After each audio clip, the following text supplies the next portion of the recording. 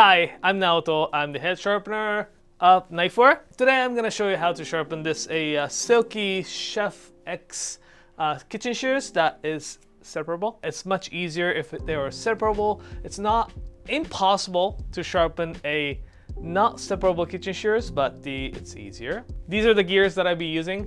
Naniwa Chosera 400, Sharpen glass, or Rockster 1000. And also don't forget to true your stones using your truing stones or diamond plates. Make sure the stones are nice and flat. This silky Chef Pro X that is separable, it comes with obviously two edges. One is very typical scissor edge, the other is actually a serrated. The purpose of this particular scissors that has one side serrated edge is that it can actually grab a food or something, like say when you're trying to cut a crab shell.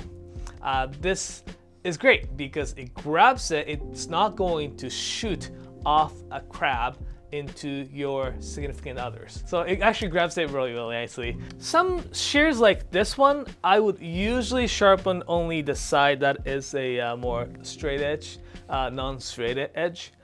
It's not impossible to sharpen a serrated edge into a straight edge, but I'm just not gonna do it for this time around. Scissors are very different from kitchen knives. Kitchen shears work with two blades together. What that means is that there is a point that two edges meet. What you do not want to do, you sharpen the back of the scissors and making an angle. There are some exceptions. The hair cutting scissors, I do sharpen the back flat. Kitchen shears, some other scissors, I do only sharpen on front side. Kitchen shears, especially when it comes to the kitchen shears, you do not want to sharpen to very, very high grit.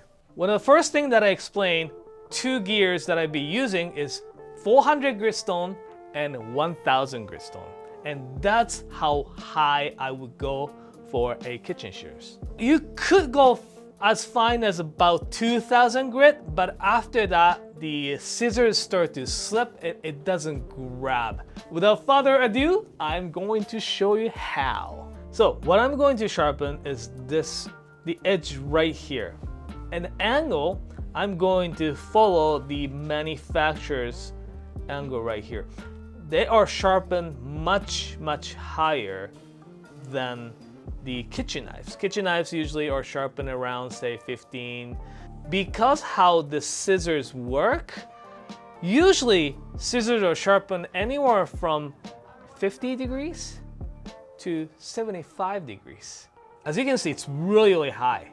I would imagine this is probably about 60 to 75 degree angle. And what you want to do is just maintain this angle and do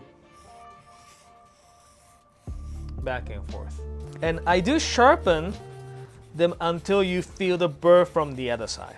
Since it's a 400 grit stone, I'm pushing quite a bit to remove the steel from the edge, and also to establish the bevel.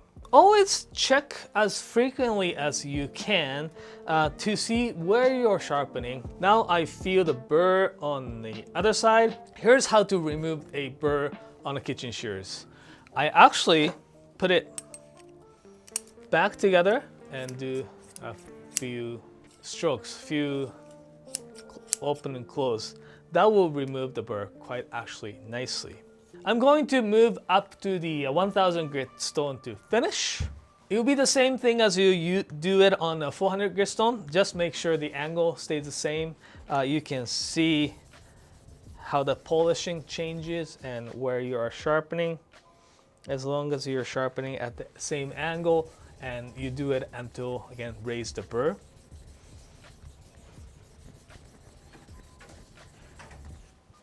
I can feel a little bit of burr here. So what I'm going to do is reassemble and do the few open and close. I'm gonna make sure it touches at the 8th point. as it closes. You can do this by looking at the light. A lot of scissors actually like carved like this. When they do, it touches on one spot. So I'm just like checking that. Alrighty, so moment of the truth. So I usually use like a free hanging.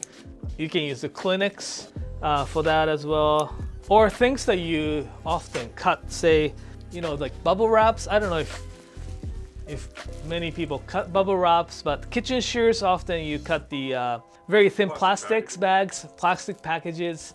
You can definitely try that and see if, and these are great, especially very fine thin plastic bags are a little bit actually harder to cut because they actually want to fold in between the scissors. So these are the great testing materials. That's how you can sharpen a pair of scissors. If you're sharpening a tailored shears or something like a hair cutting scissors, the technique could be slightly different. If you want to know how to sharpen other type of tools, leave it in a comment and we'll probably get to it. Thanks for watching and we'll see you later. Yo, hey, mic check. Haha, Jacob, screw you.